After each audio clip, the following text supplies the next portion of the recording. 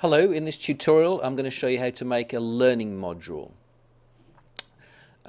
In Blackboard you go to a content area and then choose the build button and choose create learning module. A learning module is a bit like a folder. Just scroll down a little bit and you put items inside the learning module like you put items inside a folder, and what happens then is to the user it presents the items that you put into the folder in a linear way. It's a bit like a book on screen, and the learners can go from page to page, and whatever you put inside the learning module appears as a page within it. So I'm just going to show you how to create a learning module. I'll just put a title in there and then put some text.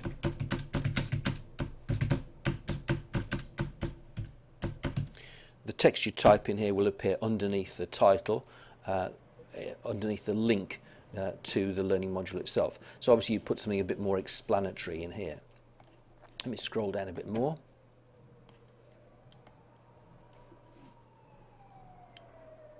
Okay, I need to move this down so you can see what I'm doing. There. So here it says, do you want to permit users to view what's inside the module? I'll leave it on yes. Enforce sequential viewing, yes or no. If you do enforce sequential viewing, then there is no table of contents, so people have to go to page 1, page 2, page 3 in order. If you say no, don't enforce it, then there's also a table of contents, so people can jump to a particular page if they want to. Do you want to open it in a new window? I'll say yes, and so when people click on the link, a separate window will open with the learning, whatever you've put in the learning module showing within it. You can optionally track the number of views. I wouldn't choose to switch that on. And then here you can put dates and times between which the learning module will appear to the learners. And I'm just going to click on submit. Okay, let me just move this back again. Okay, so you can see the learning module now appears, and in order to use the learning module you click on it like this, and then you add items, anything you put in, so you can create items, and you can put text in here, just like if you're going to put things inside a folder, you could do that. You can put in test surveys, discussion boards, or any sort of link. Anything you can put into a folder, you can put into a learning module. Now I've got a learning module set up already to show you what it looks like. So I'm just going to open up this example that I created before, and you can see I've added items. So create item like this, and adding one of these, and what that does, it adds this information. You can see on this first one I've just added a title and some text and formatted it. Here I've done the same, I've put in a graphic. Here I've put in another one and put in a hyperlink. Now this is what it looks like. So it just looks like it's a folder to the person who's creating the learning module, but to the student user it looks slightly different, and you can simulate this by turning the edit mode off. So I'm going to turn the edit mode off.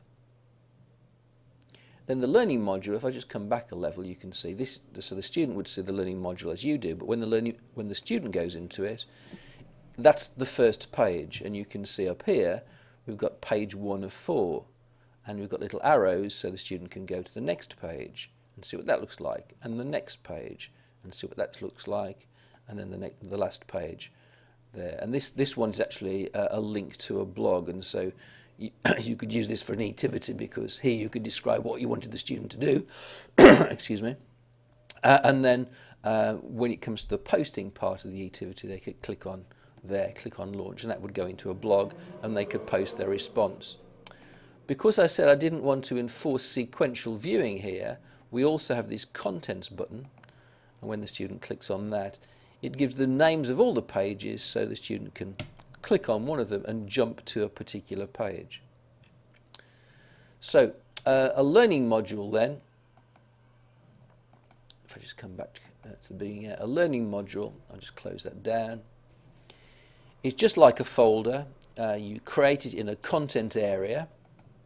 Just turn the edit mode on so you can see. So you can go to build, create learning module. Once you've created a learning module, you go into it and you add things to it. You add items to it. Those items can have files attached or not. They can just be text and pictures, or they can be links to blogs or links to discussion boards. And then when the student views it, they see each item that you've put into the learning module as a page in a sort of on-screen book, and they can navigate between those pages. You can simulate what it looks like to the student by turning the edit mode off. Okay, that's the end of this little demonstration. Thank you very much for watching.